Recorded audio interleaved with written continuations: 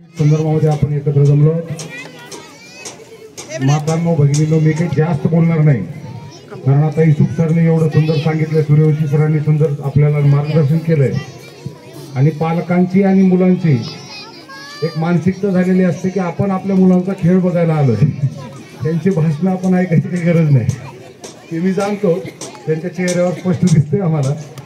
पण एकच सांगतो की शाळा सुरुवात ही कशी झाली हे मला माहिती आहे, पण शाळा सुरुवात होऊन झाले 3 ते 4 वर्ष साधारणतः, म्हणजे हे दुसरं वर्ष आहे. तर शाळा सुरू करत असतानाची परिस्थिती आणि शाळेतल्या विद्यार्थ्यांची ही स्ट्रेंथ ही पालकावरून लक्षात येते. विद्यार्थी तर इकडे बसलेले आहेत, तर खरंच खूप आपलं शिक्षण चांगलं आहे, आपले संस्कार चांगले आहेत. आणि हे संस्कार केंद्र आहे. प्री प्रायमरी स्कूल म्हणजे ही शाळा शिकवण्यासाठी तुम्हाला पाठवलेलंच नाही इथं लेकरांना, तुमच्याकडं मुलांना संस्कार करण्यासाठी पाठवलेलं आहे. अत्यंत उत्तमरित्या आपण संस्कार करतात, त्यासोबत आपण खेळाला सुद्धा प्राधान्य दिलात. मॅडम, मी आपल्याला सांगू इच्छितो की शिक्षण जेवढं महत्वाचं आहे तेवढंच आपल्याला खेळ महत्वाचा आहे. कारण शिक्षण हे फक्त जिंकायला शिकवतं.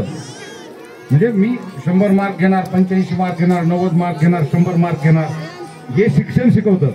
पण हार जर पचवायला शिकवत असं तर फक्त खेळ आहे.